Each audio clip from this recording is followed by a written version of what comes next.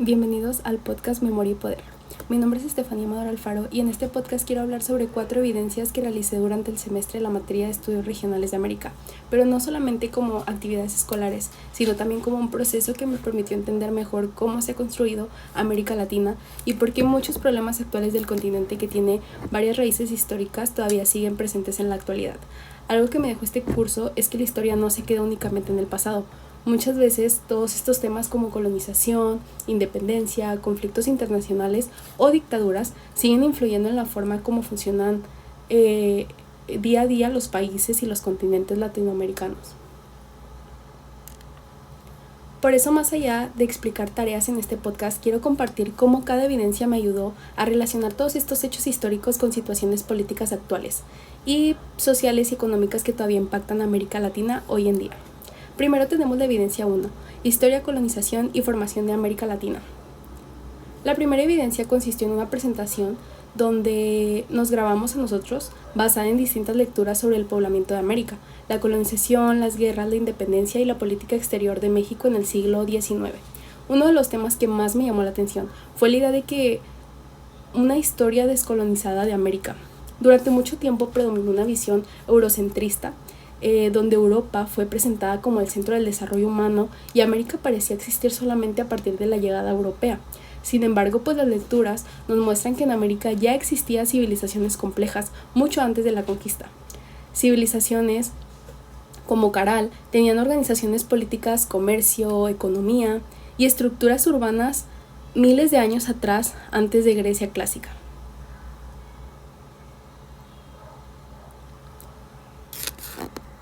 Creo que eso cambia bastante la manera de entender el continente porque deja de verse como un territorio descubierto y empieza a reconocerse como un espacio con historia y desarrollo propio.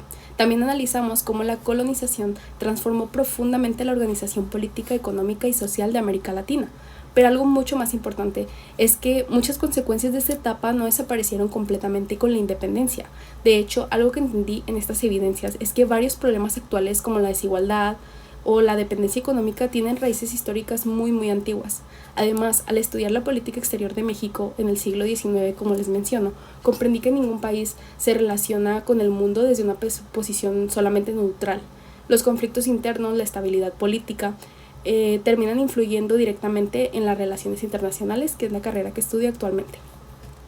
Honestamente, esta evidencia pues me ayuda también a dejar de ver la historia solamente como información que memorizar, como puntos, y empezar a verla como un proceso que todavía sigue teniendo consecuencias fuertes actualmente.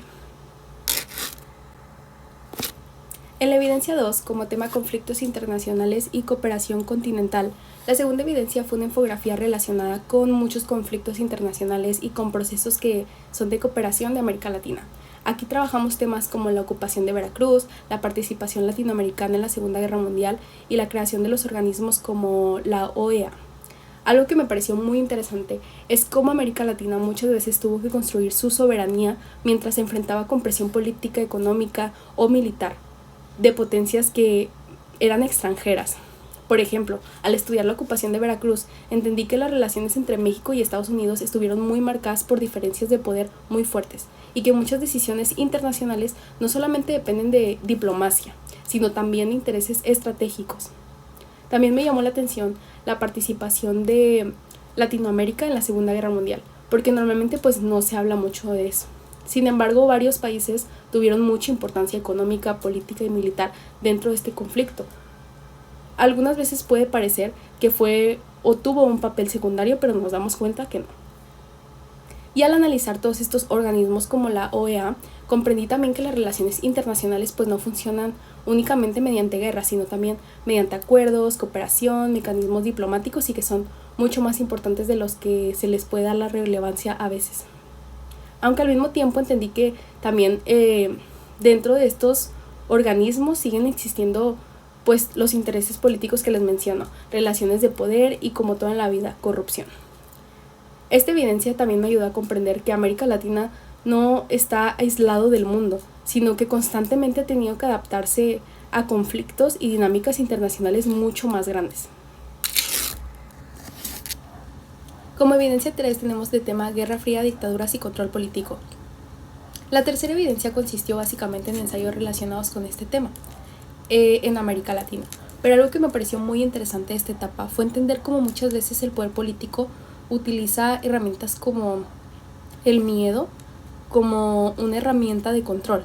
Al analizar todos estos temas como la crisis de los misiles en Cuba, los golpes de Estado o la Operación Cóndor, entendí que durante la Guerra Fría en América Latina dejó de verse únicamente como una región con problemas internos y comenzó a convertirse en un espacio estratégico para las potencias mundiales. Creo que eso provocó algo muy fuerte en varios países. La idea de seguridad empezó a justificar censura, persecución e incluso violencia política. Algo que me impactó bastante fue darme cuenta de cómo muchos gobiernos presentaban el autoritarismo como si fuera una solución necesaria para mantener el orden.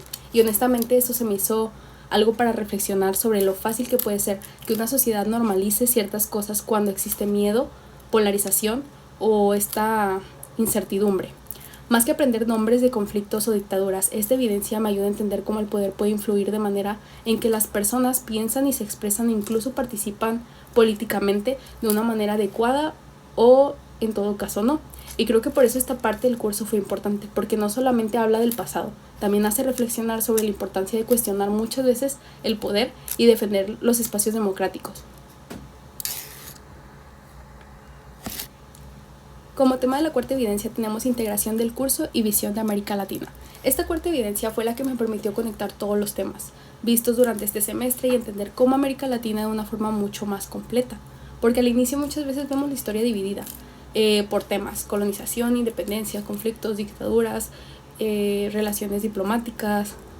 Pero conforme avanzó el curso entendí que todos estos procesos pues se relacionan entre sí, y creo que una de las ideas más importantes que me dejó esta materia es que América Latina siempre ha tenido que construir su identidad en medio de todas estas presiones externas, conflictos internos y cambios constantes.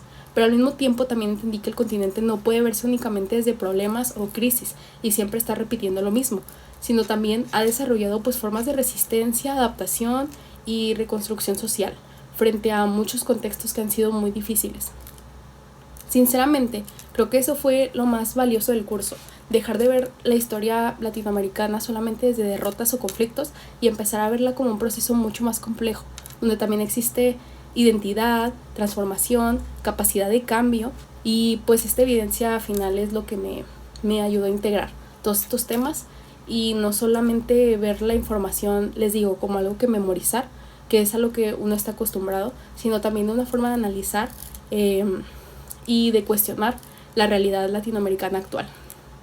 Como conclusión final, después de realizar todas estas evidencias, entendí que no solamente estudiar todo esto y la materia no significa solamente aprender acontecimientos históricos, fechas, sino, como les digo, cuestionar cómo se construyen las sociedades, el poder y hasta la forma en que entendemos nuestra propia realidad y cómo nos la han contado. Algo que me dejó mucho este curso es que toda esta historia no se puede explicar desde una sola perspectiva. En su historia existen conflictos, intervenciones extranjeras, desigualdad, crisis políticas, económicas, pero también existen muchos procesos de resistencia, de adaptación y de transformación constante que nos han llevado a lo que estamos hoy en día, para bien o para mal. Y creo que eso es lo más importante que entender. El continente no está solo definido por sus problemas, sino también por la capacidad que tenemos, si no ha habido un cambio, de hacerlo y de reconstruirse frente a momentos muy difíciles. Además comprendí que muchos temas parecen muy lejanos o siguen teniendo relación con situaciones actuales, como la manera en que funcionan los gobiernos, la influencia internacional o incluso la percepción que existe en el mundo de América Latina. Por eso considero que esta materia no solamente me ayuda a conocer más sobre historia o relaciones internacionales, sino también a desarrollar una visión más crítica sobre la importancia de analizar el presente, entendiendo todo el contexto. Porque al final comprender América Latina no es quedarse atrapado en el pasado, sino entender por qué el continente sigue siendo tan complejo y diverso y cambiante hasta hoy. Gracias por escuchar LATAM, Memoria y Poder.